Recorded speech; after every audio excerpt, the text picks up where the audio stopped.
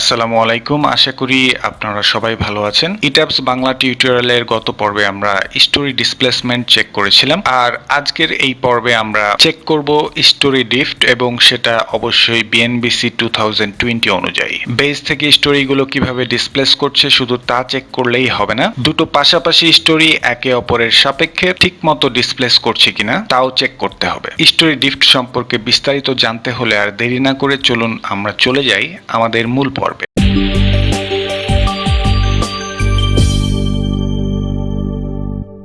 দুটো পর্যায়ক্রমিক স্টোরি একে অপর থেকে কতটুকু ডিসপ্লেস করছে সেটাই হচ্ছে স্টোরি ড্রিফট। স্টোরি ড্রিফটের ডেফিনেশনটা আরেকটু বেশি ক্লিয়ার হবে যদি আমরা স্টোরি ড্রিফট এবং স্টোরি ডিসপ্লেসমেন্টের সাথে যে পার্থক্যটা রয়েছে সেটা দেখি। স্টোরি ডিসপ্লেসমেন্ট এবং স্টোরি ড্রিফট এ দুটো আলাদা বিষয় হলেও এ দুটোর মধ্যে একটি সিমিলারিটি রয়েছে, সেটি হচ্ছে দুটোই হচ্ছে হরিজন্টাল ডিসপ্লেসমেন্ট। তবে কোনো একটা স্টোরি তার বেস থেকে কতটুকু ডিসপ্লেস করেছে সেটা পরিমাপ করা হচ্ছে স্টোরি ডিসপ্লেসমেন্টের মাধ্যমে, আর কোনো একটা স্টোরি তার নিচের স্টোরির সাপেক্ষে কতটুকু ডিসপ্লেস করছে সেটাকে বলা হচ্ছে স্টোরি ড্রিফট। স্টোরি ডিসপ্লেসমেন্ট যখন আমরা চেক করেছিলাম তখন যে হাইটটার দরকার ছিল সেটা হয়েছিল আমাদের total height of the building above the ground, কিন্তু স্টোরি ড্রিফটের সময় আমাদের যে হাইটটার দরকার হবে সেটা হচ্ছে কোনো একটা পার্টিকুলার স্টোরির নিজস্ব হাইট। স্টোরি ডিসপ্লেসমেন্টটা বেস বা গ্রাউন্ডের সাথে সম্পর্কিত, কিন্তু স্টোরি ড্রিফটটা বেস বা গ্রাউন্ডের সাথে সম্পর্কিত না। এটা দুটো স্টোরির মাঝে ডিসপ্লেসমেন্টের পার্থক্য। এখানে আমরা দুটো ফিগার দেখতে পাচ্ছি। বাম সাইডের ফিগারের যে রেড কালারের ডিসপ্লেসমেন্ট গুলো দেখা যাচ্ছে সেগুলোই হচ্ছে স্টোরি ডিসপ্লেসমেন্ট, এবং ডান দিকের স্টোরি ড্রিফটের ক্ষেত্রে রেড কালারের যে ডিসপ্লেসমেন্ট গুলো দেখা যাচ্ছে সেগুলো হচ্ছে স্টোরি ড্রিফট।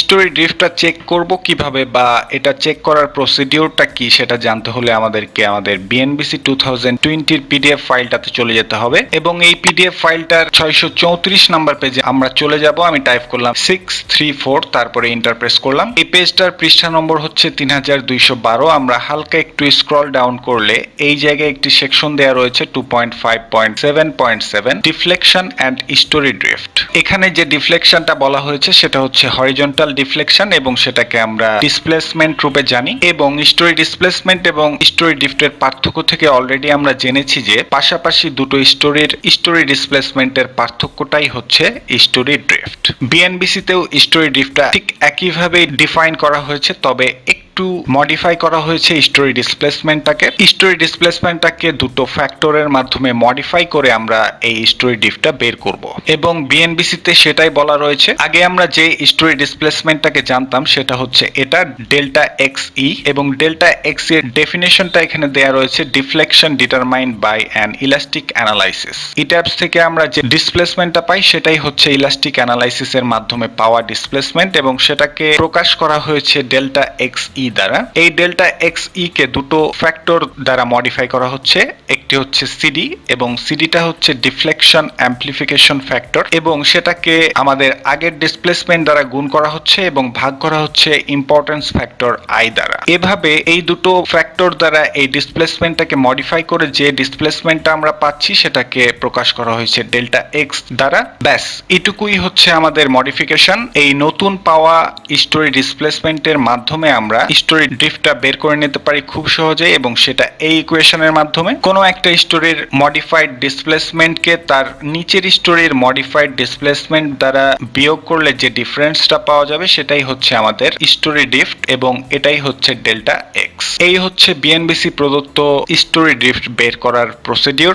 স্টোরি ড্রিফট তো আমরা বের করে ফেললাম, কিন্তু শুধু স্টোরি ড্রিফট বের করলেই হবে না, সেটাকে আমাদের চেক করতে হবে। আর চেক করার জন্য আমাদের অবশ্যই স্টোরি ড্রিফটের লিমিটটা দরকার। যেখানেই চেক সেখানেই লিমিট। আর এই ড্রিফট লিমিট চেক করার জন্য আমাদেরকে চলে যেতে হবে 651 নম্বর পেজে। আমরা টাইপ করলাম 651, তারপরে এন্টার প্রেস করলাম। এই পেজটার পৃষ্ঠা নম্বর হচ্ছে 3229। এখানে একটা টেবিল দেয়া রয়েছে অ্যালায়েবল স্টোরি ড্রিফট লিমিট। এই টেবিল থেকে আমাদের স্টোরি ড্রিফটের লিমিটটা বের করে ফেলতে পারি খুব সহজেই। বিভিন্ন ক্যাটাগরির বিল্ডিং এর জন্য এই স্টোরি ড্রিফটের লিমিটটাও বিভিন্ন হয়ে থাকে। এই ক্যাটাগরি থেকে আপনাকে চুজ করতে হবে আপনার বিল্ডিংটা কোন ক্যাটাগরির মধ্যে পড়ে এবং সেখান থেকে আপনাকে এই ভ্যালুগুলো ব্যবহার করে আপনার স্টোরি ডিফটা চেক করতে হবে। ফার্স্ট ক্যাটাগরিতে বলা হয়েছে structures other than masonry shear wall structures four storeys or less with interior walls, partitions, ceilings and exterior wall systems that have been design to accommodate the storey ড্রিফটস।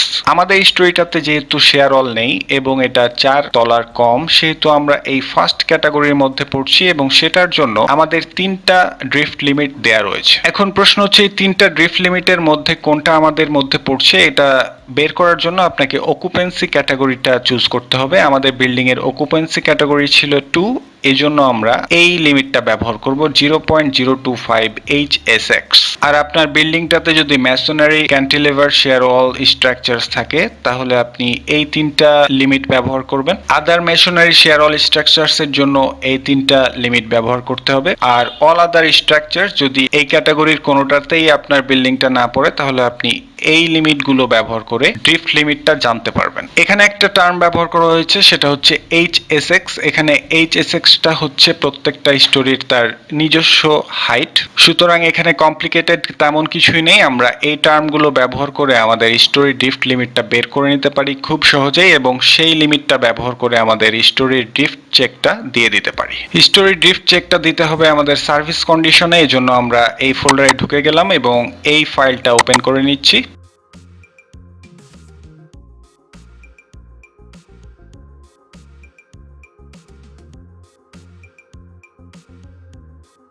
Story drift check করার জন্য আমাদেরকে দুটো নতুন load pattern define করতে হবে, আর এই জন্য আমরা এই জায়গায় ডিফাইন অপশনে চলে গেলাম, তারপরে সোজা নিচে এইখানে চলে আসলাম লোড প্যাটার্নস, এইখানে আমরা ক্লিক করলাম। এট ফার্স্ট আমরা আর্থকুয়েক লোড EX এর জন্য একটা লোড প্যাটার্ন ডিফাইন করব, এই জন্য আমি টাইপ করলাম EX, তারপরে ব্র্যাকেট দিয়ে আমরা টাইপ করলাম ড্রিফট, তারপরে চলে আসবো সোজা এই টাইপ অপশনে। এইখানে যদি আমরা ক্লিক করি তাহলে এইখানে আমরা পেয়ে যাচ্ছি সিসমিক ড্রিফট, এই টাইপটা আমরা চুজ করলাম। তারপরে আমরা সোজা চলে যাব অটো ল্যাটারাল লোড এই অপশনে, এইখান থেকে আমরা UBC 94 এই অপশনটা চুজ করে যদি আমরা অ্যাড নিউ লোড করে দেই তাহলেই আমরা আমাদের একটি লোড প্যাটার্ন পেয়ে যাব। সিমিলারলি আমাদেরকে EY ডিরেকশনের জন্য একটি লোড প্যাটার্ন ডিফাইন করতে হবে, এই জন্য আমরা টাইপ করলাম EY ড্রিফট। তারপরে আর কিছুই করার দরকার নেই, আমরা অ্যাড নিউ লোড অপশনে ক্লিক করলে এই দুটো লোড প্যাটার্ন আমরা পেয়ে যাচ্ছি। এবার আমাদেরকে এই দুটো লোড প্যাটার্ন মডিফাই করতে হবে, এই জন্য আমরা প্রথমে EX ড্রিফট এই লোড প্যাটার্নের উপরে ক্লিক করে আমরা চলে যাব মডিফাই ল্যাটারাল লোড এই অপশনটিতে। এটা যেহেতু X ডিরেকশনের জন্য সেহেতু আমরা এগুলো সবকিছুই আনচেক করে দিব, শুধুমাত্র X ডিরেকশন এই অপশনটি চেকড অবস্থায় থাকবে। এরপরে আমরা চলে আসব সিসমিক কোএফিসিয়েন্টস এই সেকশনে। এইখানে আমাদেরকে সিসমিক কোএফিসিয়েন্টস Z এর মানটা ইনপুট করতে হবে, যেটা হচ্ছে 0.20, এবং সাইট কোএফিসিয়েন্ট S এর মানটা 1.2, যেটা অলরেডি এখানে দেয়া রয়েছে, এবং ইম্পর্টেন্স ফ্যাক্টর অন সেটা এখানে দেয়া রয়েছে। স্টোরি রেঞ্জটা ওকে রয়েছে, কোনো সমস্যা নেই। আমাদেরকে নিউমেরিক্যাল কোএফিসিয়েন্টস R বা RW এর মানটা এখানে ইনপুট করতে হবে। আমাদের R এর মানটি ছিল 8, যেটা আমরা এখানে ইনপুট করে ফেললাম। এরপর আমাদেরকে টাইম পিরিয়ড দিতে হবে, আমরা ইউজার ডিফাইন্ড এই অপশনটি ব্যবহার করব এবং এই টি এর ভ্যালুটা আমাদের ছিল 0.41 সেকেন্ড। এই ভ্যালুগুলো আমরা কিভাবে কোথা থেকে পেলাম সেটা এক্সপ্লেন করা হয়েছে আর্থকুয়েক লোড অ্যাসাইন টিউটোরিয়ালে, আপনি সেটা দেখলে আপনি বুঝতে পারবেন যে এই ভ্যালুগুলো আমরা কোথা থেকে বের করলাম। এগুলো ইনপুট দেওয়া হয়ে গেলে আমরা ওকে অপশনে ক্লিক করলে আমাদের X ডিরেকশনের আর্থকুয়েক লোডের লোড প্যাটার্নটি পেয়ে যাব, যেটা ব্যবহার করে আমরা ড্রিফট চেক করব। সিমিলারলি আমরা Y ডিরেকশনের আর্থকুয়েক লোডের লোড প্যাটার্নটি চুজ করলাম এবং চলে গেলাম মডিফাই ল্যাটারাল লোড, এবং ঠিক আগের মতোই সবকিছুই সেম থাকবে, শুধুমাত্র ডিরেকশনটা আমাদের Y ডিরেকশন এইটা চেক অবস্থায় থাকবে, বাকিগুলো আমরা এখান থেকে বসিয়ে নেব।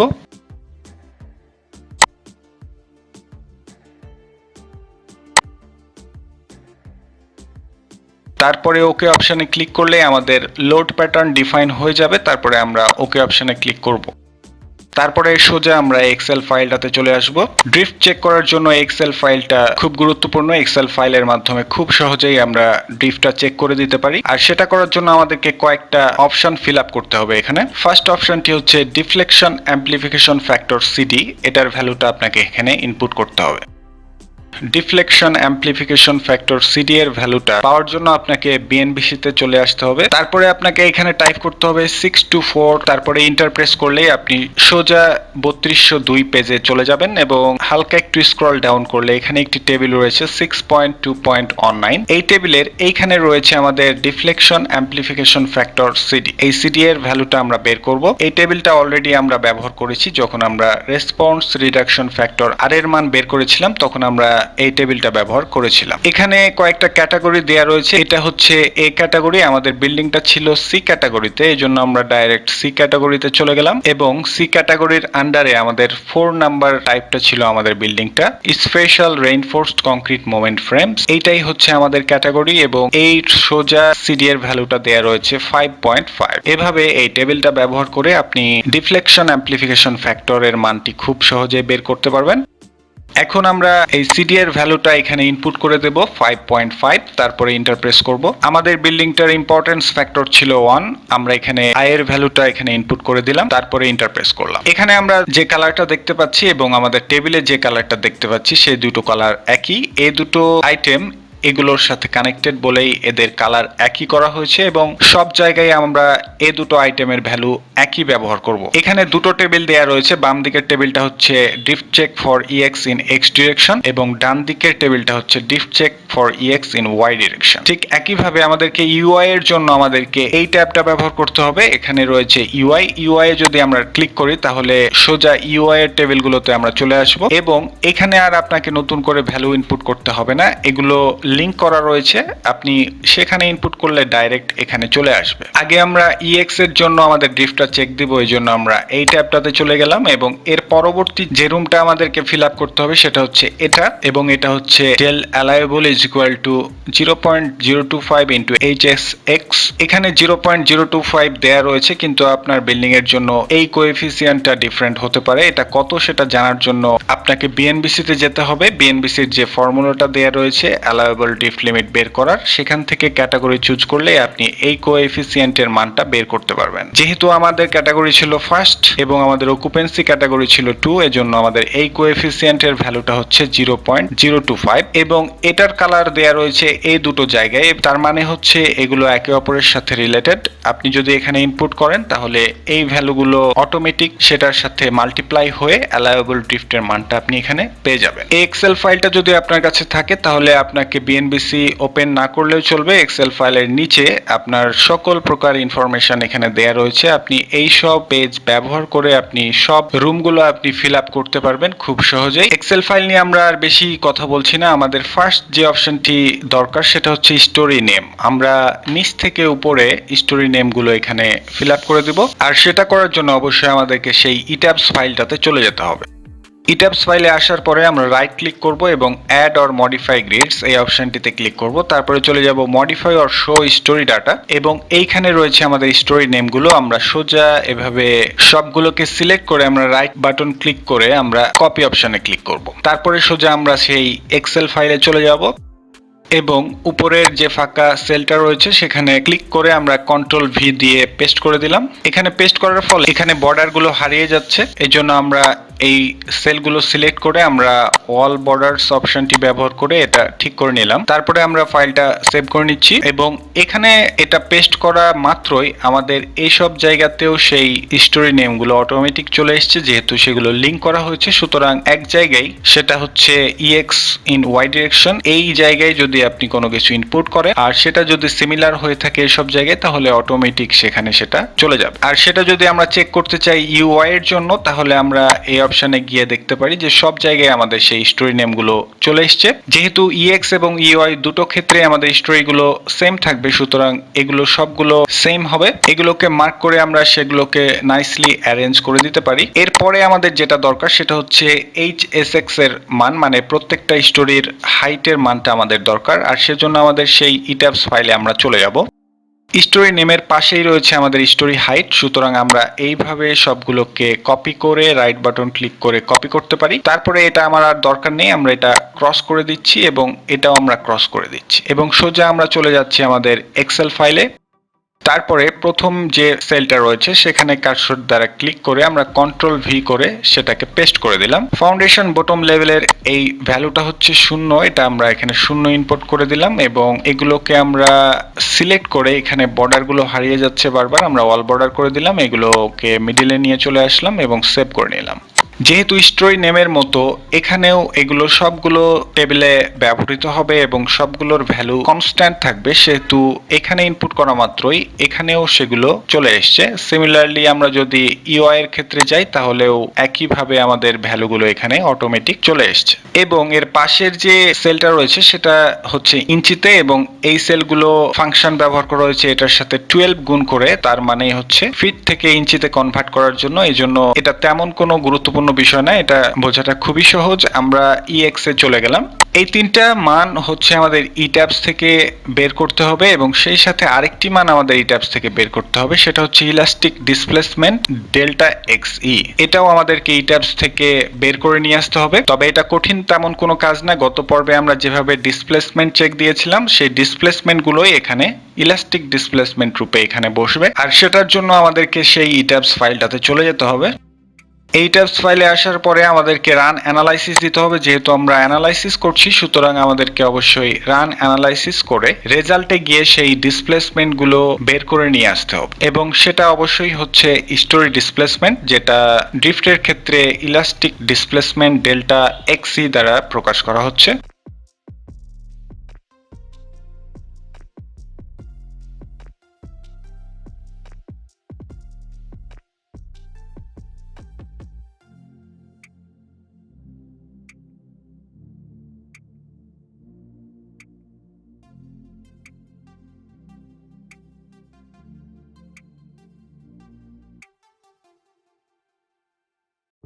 ওকে, আমাদের রান অ্যানালাইসিস কমপ্লিট। এবার আমরা চলে আসব এই টেবল অপশনে এবং আমরা অ্যানালাইসিস অপশনটা এক্সপ্যান্ড করব এবং সোজা চলে যাব রেজাল্টস অপশনে এবং ডিসপ্লেসমেন্ট অপশনটা এক্সপ্যান্ড করলে এইখানে চলে আসছে history maximum or average displacement. এইখানে আমরা ডাবল ক্লিক করলাম।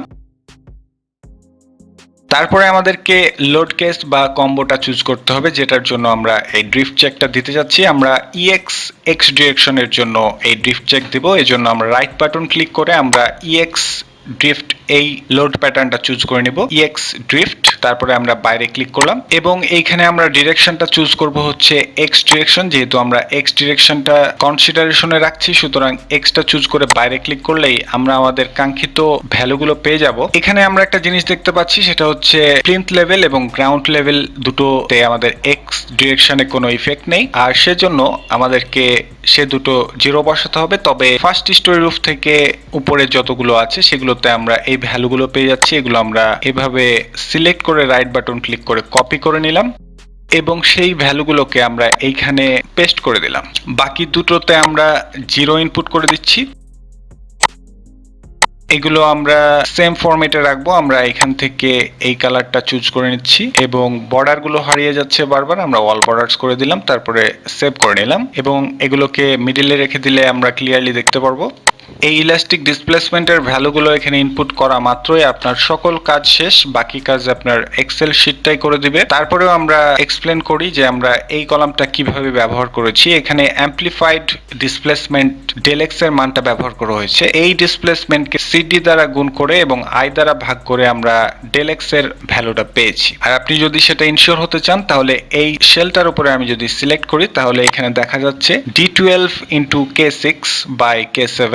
D12 হচ্ছে এই ভ্যালুটা এবং K6 এর ভ্যালুটা যদি আপনি পেতে চান তাহলে K6 এই ভ্যালুটা হচ্ছে এটা এবং K7 I এর ভ্যালুটা হচ্ছে এটা। সুতরাং এখানে আপনি যদি এই ডিসপ্লেসমেন্টের ভ্যালুটা বসান এবং বাকি দুটো তো আগেই বসিয়েছি, তাহলে আমরা অটোমেটিক অ্যাম্পলিফাইড ডিসপ্লেসমেন্ট যেটা BNBC যেটা বলেছে আমাদেরকে একটু অ্যাম্পলিফাই করতে হবে, সেটা অনুযায়ী এখানে সেই অ্যাম্পলিফাইড ডিসপ্লেসমেন্ট আমরা পেয়ে যাচ্ছি। এখন প্রশ্ন হচ্ছে এই সেলটাতে আমাদের কেন শূন্য দেখাচ্ছে? কারণ হচ্ছে এই সেলটাতে আমাদের সেই ফর্মুলাটা বসানো নেই। আমরা ইকুয়াল সাইনটা দিলাম, তারপরে আমরা পাশের ইলাস্টিক ডিসপ্লেসমেন্ট এটা সিলেক্ট করলাম এবং আমরা ইনটু সাইন দিয়ে আমরা সিডি এর মানটা এখানে মাল্টিপ্লাই করে দিলাম, তারপরে স্ল্যাশ দিয়ে আমরা আই দ্বারা ভাগ করে দিলাম। তারপরে যদি আমরা ইন্টার প্রেস করি তাহলে আমরা সেই ইলাস্টিক ডিসপ্লেসমেন্টের জন্য আমরা অ্যাম্পলিফাইড ডিসপ্লেসমেন্ট ডেল্টা এক্স এর মানটা পেয়ে যাচ্ছি। বাকি সব সেল ঠিক রয়েছে। আমরা যদি চেক করে দেখি তাহলে প্রত্যেকটা সেলেই সেই ফর্মুলাটা ইনপুট করা রয়েছে। আপনি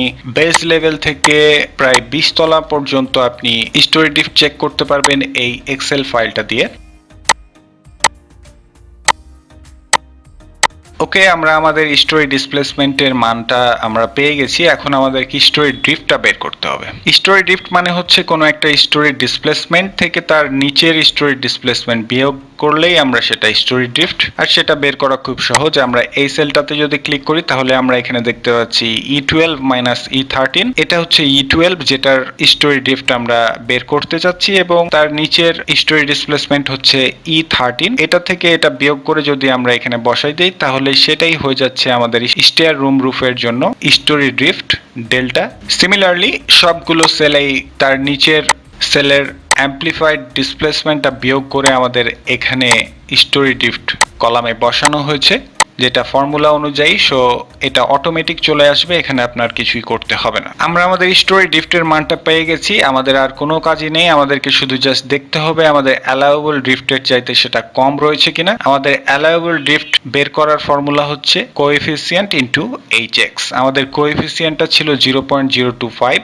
এটা গুণিত আমরা যদি সেই স্টোরির হাইট দিয়ে গুণ করি তাহলে আমরা অ্যালাউয়েবল ড্রিফটের মানটি পেয়ে যাব, যেটা এখানে দেখাচ্ছে 3। এই অ্যালাউয়েবল ড্রিফটটা প্রত্যেকটা স্টোরির জন্য ডিফারেন্ট হবে, যেহেতু প্রত্যেকটা স্টোরিতে ডিফারেন্ট হাইট হতে পারে। এজন্য এখানে তেমন কোনো সিমিলারিটিস নেই। এখানে প্রত্যেকটা স্টোরির সাথে সেই কোএফিসিয়েন্ট গুণ দিয়ে আমরা অ্যালাউয়েবল ড্রিফটের মানটি পেয়ে যাচ্ছি। সো এখন আমাদেরকে কম্পেয়ার করতে হবে এই দুটো কলাম কম্পেয়ার করলেই আমরা রেজাল্টটা পেয়ে যাব। আমরা দেখছি যে সবগুলো ভ্যালু আমাদের এই অ্যালাউয়েবল ড্রিফট লিমিটের চাইতে কম, আর এজন্য আমরা বলতে পারি আমাদের ড্রিফট চেকটা ওকে রয়েছে। আমাদের ফাউন্ডেশন বটম লেভেলে কিন্তু কোনো প্রকার ডিসপ্লেসমেন্ট হয় না, এই জন্য সেখানে কোনো ড্রিফটও থাকবে না। এই জন্য এটা আমরা আমাদের কনসিডারেশনের বাইরে রাখলেও চলবে। আর এই এক্সেল ফাইলটা ব্যবহার করা হয়েছে 20 তলার জন্য বেজ সহ। এই জন্য আমরা এই পর্যন্ত আমরা ফর্মুলা ব্যবহার করতে পারবো বলে এই জায়গায় এটা ফলস দেখাচ্ছে। এখানে যদি কোনো ভ্যালু থাকতো তাহলে এই জায়গায় আমরা রেজাল্ট পেতাম। সো EX এর জন্য এক্স ডিরেকশনে যে ড্রিফট গুলো হয় সেগুলো আমাদের অ্যালাউয়েবল ড্রিফটের মধ্যে রয়েছে, আমরা সেটা জানতে পারলাম। এবার আমরা চলে যাব EX এর Y ডিরেকশনের জন্য। এখানে সবগুলো ইনপুট করাই রয়েছে, শুধুমাত্র ইলাস্টিক ডিসপ্লেসমেন্টটা আমাদেরকে ETABS থেকে বের করে নিয়ে এসে এখানে ইনপুট করতে হবে। এখন শুধু এই ডিরেকশনের উপর রাইট বাটন ক্লিক করে আমরা Y অপশনটি চুজ করে আমরা বাইরে যদি ক্লিক করি তাহলে আমরা সেই মানগুলো পেয়ে যাচ্ছি, এবং সেই মানগুলো হচ্ছে 0। সুতরাং আমরা এখানে সবগুলো ভ্যালু 0 ইনপুট করে দিব। আর এক্ষেত্রেও আমাদের ড্রিফট চেকের রেজাল্টটি দেখাচ্ছে ওকে। EX আমরা চেক করে ফেললাম। এবার UI এর ইফেক্টটা আমরা চেক করব। UI এর জন্য আমাদেরকে এই ট্যাবে চলে যেতে হবে। আমরা এই ট্যাবে ক্লিক করে নিলাম। তারপরে আর কিছুই করার দরকার নেই, আপনি শুধু এই ইলাস্টিক ডিসপ্লেসমেন্টের ভ্যালুগুলো যদি এখানে ইনপুট করেন তাহলেই আপনি এটা চেক করতে পারবেন। আর সেটার জন্য আমরা লোড কম্বিনেশন বা কেস, এটাতে রাইট বাটন ক্লিক করে আমরা UI ড্রিফট এই লোড কেসটা চুজ করব এবং বাইরে ক্লিক করব। এবং UI এর ক্ষেত্রে ফার্স্ট আমরা X ডিরেকশনটা চুজ করব, বাট এখানে X ডিরেকশনে তার কোনো ইফেক্ট নেই। এজন্য আমরা বাইরে ক্লিক করে আমরা এক্সেল ফাইলে চলে আসব এবং এখানে আমরা সবগুলো 0 ইনপুট করে নেব। তারপরে এন্টার প্রেস করলেই আমরা দেখা যাচ্ছে যে আমাদের রেজাল্ট ওকে। এবার UI এর Y ডিরেকশনের ইফেক্টটা যদি আমরা দেখতে চাই তাহলে আমরা সেটা দেখতে পারি। আর সেজন্য ফার্স্ট আমাদেরকে এই ভ্যালুটা ইনপুট করতে হবে। আর এখানে আমাদের সবগুলো ভ্যালু হচ্ছে Y এর জন্য। আমরা একটু যদি নিচে যাই তাহলে আমরা দেখতে পাচ্ছি এখানে ডিরেকশন সবগুলো Y রয়েছে, এবং আমরা সোজা এগুলোকে কপি করে নিব। সিলেক্ট করে রাইট বাটন ক্লিক করে এখানে কপি অপশনে ক্লিক করলাম। তারপরে এই সেলটাতে ক্লিক করে আমরা কন্ট্রোল V দিয়ে পেস্ট করে দিলাম, এবং এটার কালারটা একটু চেঞ্জ হয়ে গেছে। আমরা এটা কালার ঠিক করে আমরা বর্ডারগুলো ওয়াল বর্ডার্স করে নিচ্ছি, এবং এগুলোকে আমরা অ্যারেঞ্জ করে নিলাম সুন্দরভাবে, এবং কন্ট্রোল S দিয়ে আমরা সেটা সেভ করে নিলাম। UI এর Y ডিরেকশনে যে ইফেক্টটা সেটার ক্ষেত্রে আমরা দেখছি যে আমরা 3টা ভ্যালু পেয়েছি, এবং এক্ষেত্রে সবগুলো দেখাচ্ছে ওকে। সুতরাং আমরা বলতে পারি যে আমাদের UI এর ক্ষেত্রে ড্রিফট চেকটাও আমাদের বিল্ডিংটা পাস করে যাচ্ছে। পাস করলে করলে তো আমাদের আর কোনো টেনশন নেই, আমরা সামনে অগ্রসর হব, কিন্তু ফেল করলে কি করতে হবে সেটা অবশ্যই আমাদের জানতে হবে। এটা অনেক গুরুত্বপূর্ণ একটি প্রশ্ন। আপনার স্ট্রাকচারটা যদি ড্রিফট চেকে ফেল করে তাহলে আপনাকে ফাইন্ড আউট করতে হবে কোন জায়গায় সেটা ফেল করছে, এবং সেই জায়গায় যদি কোনো কলাম থাকে তাহলে সেই কলামটাকে 90 ডিগ্রি অ্যাঙ্গেলে যদি আপনি ঘুরিয়ে দেন, তারপরে যদি আপনি চেক করেন, তাহলে হয়তো এটা লিমিটের মধ্যে চলে আসতে পারে। অথবা আরেকটা উপায় রয়েছে, সেটা হচ্ছে আপনার কলাম বিম সাইজগুলো আপনাকে বাড়িয়ে ফেলতে হবে। বাড়িয়ে ফেললে আপনার স্টোরি ড্রিফটের ভ্যালুটা কমে আসবে এবং কমতে কমতে সেটা অ্যালাউয়েবল ড্রিফটের মধ্যে চলে আসতে পারে। এই হচ্ছে আমাদের স্টোরি ড্রিফট চেক। আশা করি আপনারা সবাই বুঝতে পেরেছেন, আপনাদের বুঝতে কোথাও সমস্যা হয়নি। তারপরেও যদি আপনাদের কোথাও কোনো সমস্যা কিংবা সংশয় থেকে থাকে তাহলে অবশ্যই কমেন্ট করে জানাবেন। সে পর্যন্ত ভালো থাকবেন, সুস্থ থাকবেন। ধন্যবাদ সবাইকে।